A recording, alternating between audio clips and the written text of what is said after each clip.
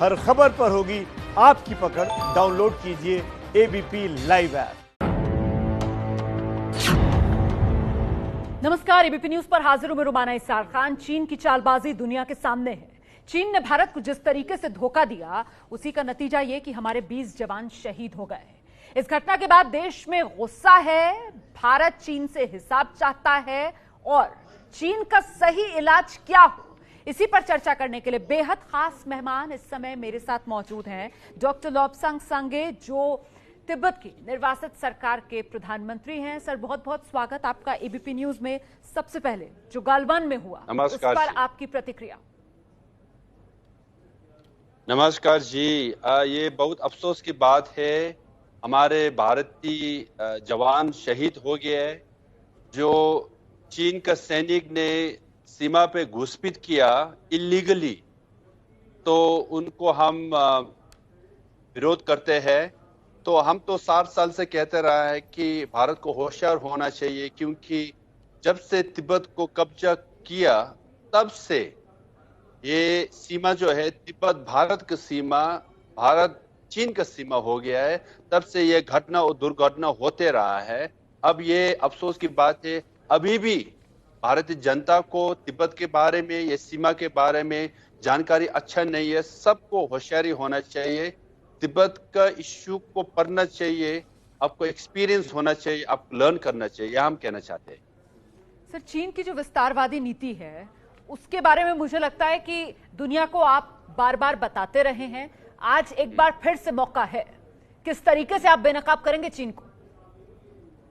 देखो, उनका तो वैसे ही प्लानिंग जो है विस्तारवादी है। वो पहले ना देखिए, चीन का मैप को देखिए। चीनी लोग, हान चाइनीज लोग सिर्फ 40% है। बाकी 60% जो है तिब्बत का जमीन है, शिनजियांग का जमीन है, मंगोलियन का जमीन है, मंचूरिया का जमीन, सब कब्जा कर लिया है। वो लोग खुद सोचते हैं कि हम सबसे ऊपर है, सब हमारा नीचे है, नीचे लोगों को कब्जा करना चाहिए। तो तिब्बत को तो माओ त्से-तुंग और चीन नेता लोगों ने कहा कि ये हमारा हथेली है और 5 उंगली के पीछे लगना चाहिए। 5 उंगली लद्दाख है, नेपाल है, भूटान है, सिक्किम है और अरुणाचल प्रदेश है। जो लद्दाख में हो रहा है वो 5 उंगली में से एक के पीछे लगा हुआ है। और 2017 में डोकलाम में, भूटान सिक्किम में, वो भी एक उंगली के पीछे लग रहा है और 5 उंगली के पीछे आ रहा है। जब से तिब्बत कब्जा किया तब से ये 5 उंगली के पीछे लगा हुआ है। ये उनका एक्सपेंशनिस्ट विस्तारवादी का रणनीति है। ये उनको इम्प्लीमेंट कर रहा है कि अभी तो शुरू हो रहा है, ये जो हो रहा है उससे भी गंभीर स्थिति हो सकता है। लेकिन डॉक्टर लोब्सांग, मैं आपसे ये समझना चाहती हूँ सर कि आखिरकार चीन ये जो विस्तारवादी नीति है, इसको अंजाम किस तरीके से दे पाता है? ये दादागिरी चल कैसे जाती है चीन की? देखो, आप दादागिरी, वो कहता है हम सारे संसार में नंबर 1 होना चाहता हूँ और एशिया में नंबर 1 हूँ, ये कह रहा है कि नहीं? तो एशिया में होने नंबर हूँ कह रहा है, तो उनको मुकाबला करने वाला कौन है? भारत है और इंडोनेशिया है, जापान है। तो साउथ चाइना सी से, ईस्ट चाइना सी से, सबसे वो मुकाबला कर रहा है और कह रहा है कि चलो मेरा इतना ताकत है, आपका ताकत दिखाओ। इसलिए और सारे संसार में उनका जितने भी दोस्त है, उनका क्योंकि इकोनॉमी अच्छा है, तो सब डर के ना चीन को पहचानने में मुश्किल हो रहा है, थोड़ा चुप रह रहा है। चुप रहने के समय पे वो उनको एडवांटेज लेके अब ये सब मसल फ्लेक्स कर रहा है। क्या ये हकीकत नहीं है कि ये अगर चीन को लगता है 1962, तो उसके बाद, हालांकि 1967 में भी हमने चीन को मुंह तोड़ जवाब दिया था, लेकिन अब तो और 2020 में खड़े हुए हैं हम। क्या चीन इस सच्चाई को समझता नहीं है? क्या आपको ऐसा नहीं लगता है कि फिलहाल जो चीन कर रहा है वो उसकी पोस्चरिंग ज्यादा, गीदड़ भपकी ज्यादा है? कितना दम आपको लगता है चीन में? चीन तो टेस्ट कर रहा है, मुकाबला कर रहा है, कह रहा है कि आओ। तो भारत ने जब डोकलाम में जवाब दिया और उनको चीन के सैनिक को पुशबैक किया, अब ये अभी लद्दाख में कर रहा है। अभी भी पुशबैक करने से उनको भी सबक सीख जाएगा कि भारत वो 1962 का भारत नहीं है, अभी 2020 का भारत एकदम अलग है, ताकतवर है। उनको भी थोड़ा सा सबक सिखाना चाहिए, नहीं तो वो सोचेगा जो मर्जी चाहे वो मैं करूंगा और कोई नहीं कहेंगे और कोई मुकाबला करने वाला नहीं आएंगे। अक्टूबर 11 में प्राइम मिनिस्टर मोदी जी और चीन का राष्ट्रपति शी जिनपिंग का मीटिंग हुआ तमिलनाडु में। ठीक है। अभी लद्दाख में जितना भी सेना का बिल्डअप है उनको समय लगता है कि 6 महीने से 9 महीने समय लगता है, क्योंकि उनका आर्टिलरी है, रिसोर्स सब बिल्डअप करना पड़ता है ना। तो फिर 6 और 9 महीने के बीच में जब तमिलनाडु में समिट हो रहा था, वो चीन सरकार उस समय प्रिपरेशन करके अभी ये हालत हुआ है कि नहीं। चीन एक तरफ हाथ देते तब होशियार रहना चाहिए, क्योंकि दूसरी तरफ से कुछ और करते हैं। तो आप ये कह रहे हैं कि चीन जो है वो पीठ में खंजर घोंपता है, और इस बार भी भले ही दुनिया के सामने चीन जो है वो मामल्लापुरम के अंदर प्रधानमंत्री नरेंद्र मोदी के साथ कहीं ना कहीं दोस्ती की बात दिखा रहा था, लेकिन मन में उसके चोर था और उसने वो घात लगाकर हमला गलवान में किया। आप ये कह रहे हैं डॉक्टर सांगे? हम ये भारत के प्रधानमंत्री की तरफ सिर्फ नहीं कह रहा हूँ, उनका विस्तारवादी यही है, उनका एक विस्तारवादी का रणनीति है कि नहीं। वो साउथ चाइना सी में कर रहा है, ईस्ट चाइना सी में कर रहे, अमेरिका से टक्कर ले रहा है, यूरोप से टक्कर ले रहा है, सब यही कर रहा है। वो 60 साल में जो तिब्बत में ब्लूप्रिंट था वो इम्प्लीमेंट सारे संसार में कर रहे हैं। वो क्या करते हैं? नेता को खरीदते हैं, व्यापारी को खरीदते हैं, विद्वान लोग जो इंटेलेक्चुअल खरीदते हैं, जर्नलिस्ट को भी खरीदते हैं, सबको खरीद के वो इसको कहते हैं कि इलीट कोऑपरेशन। जो इलीट होते हैं उनको खरीद के अपने कब्जे में ले लेते हैं, बाद में धीरे धीरे से देश को भी कब्जा करते हैं। वो उनका स्ट्रेटजी है। लेकिन ये जो टाइमिंग है, इस टाइमिंग को लेकर भी तो सवाल है ना।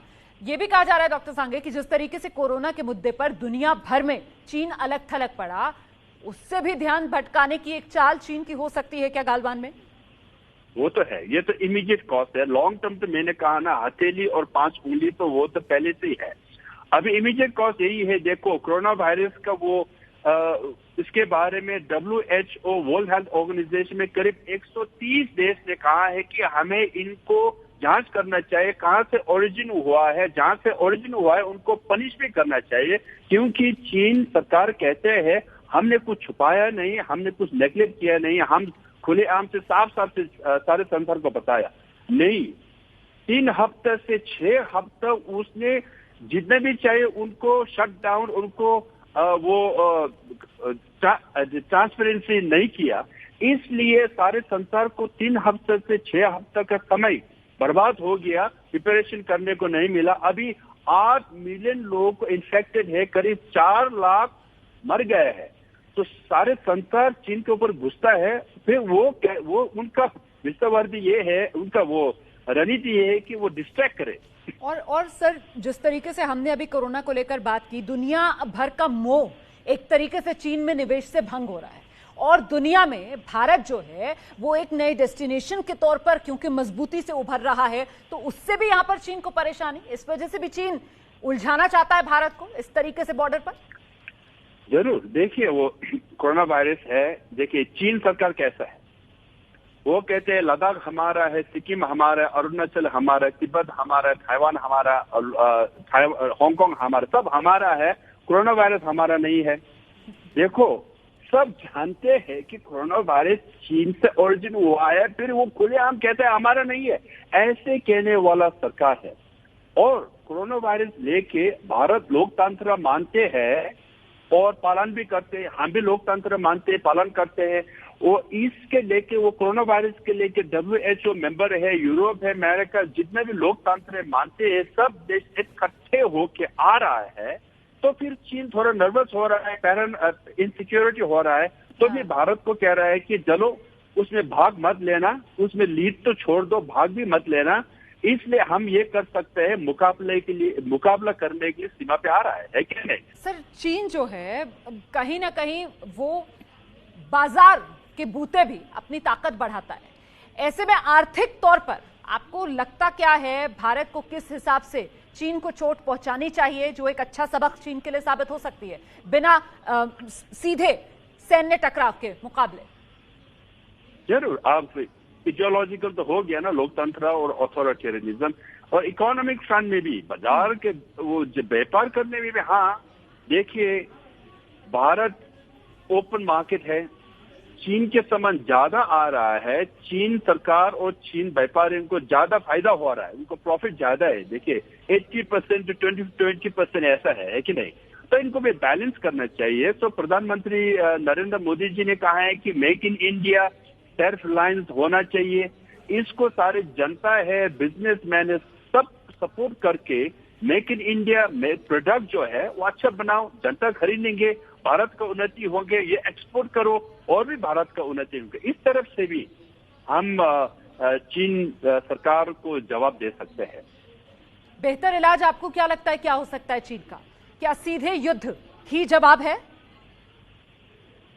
देखो, हम प्रार्थना करते हैं कि युद्ध ना हो, मगर तिब्बत को युद्ध करके कब्जा कर लिया, शिनचांग को युद्ध करके कब्जा कर लिया, मंगोलिया को युद्ध करके कब्जा कर लिया। साउथ चाइना सी में देखिए, जहां भी देखिए वो युद्ध का प्रिपरेशन कर रहा है कि नहीं? अब डोकला में कुछ हुआ, वहां तो कैजुअलिटीज नहीं हुआ, इस बार कैजुअलिटीज हो रहा है। वो तो फुल फ्लेजेड, फुल स्विंग युद्ध का तैयारी कर रहा है। हम प्रार्थना करके युद्ध ना हो, मगर चीन का वो आपने खुद कहा है ना, विस्तारवादी का रणनीति है, एक्सपेंशनिस्ट करेगा तो करेगा ही करेगा। आप ये कह रहे हैं डॉक्टर सांगे कि चीन जो है वो भारत से सीधा युद्ध चाहता है, आप ये कह रहे हैं? चाहता है नहीं चाहता, देखो मैं कह नहीं सकता, इस साल होगा या 10 साल के बाद होगा ये भी कह नहीं सकता, मगर हम ये कह सकता है चीन सारे संसार में नंबर 1 होना चाहता है और एशिया में हम नंबर 1 है करके वो सब सारे संसार को संदेश दे रहा है। और पड़ोसी देश जितना भी है वो देख रहा है भारत क्या करेगा, है कि नहीं? तो सर फिर ऐसे में इलाज आपकी नजर में क्या हो चीन का? कैसे हो इलाज चीन का? लोकतंत्र को विश्वास करने और पालन करने वाले सभी देश को इकट्ठे होके चीन को सूचना देना चाहिए। देखिए, इंटरनेशनल लॉ है, इंटरनेशनल नॉर्म्स है, ये सब के कृपा से सारे संसार में शांति है। फर्स्ट वर्ल्ड वॉर हो गया, सेकेंड वर्ल्ड वॉर हो गया, ये सब हमने वो मिस्टेक है। अब शांति से जाना चाहिए और इसके लिए हमें वार्ता के अनुसार से बात करके सॉल्व करना चाहिए। बहुत बहुत धन्यवाद हमसे बात करने के लिए डॉक्टर सांगे। आपने सुना चीन की तिब्बत की निर्वासित सरकार के प्रधानमंत्री डॉक्टर लॉब्संग सांगे हमारे साथ थे। कह रहे थे कि देखिए चीन जो है वो सुधरने वाला देश है नहीं, चीन पीठ में खंजर घोंपता है और ऐसे में चीन का मुकम्मल इलाज तभी हो सकता है जब भारत अपनी ही तरह की सोच वाले बाकी लोकतांत्रिक देशों को अपने साथ लेकर चीन की जो विस्तारवादी नीति है उसे दुनिया के सामने बेनकाब करे और चीन को दुनिया में अलग थलग किया जाए।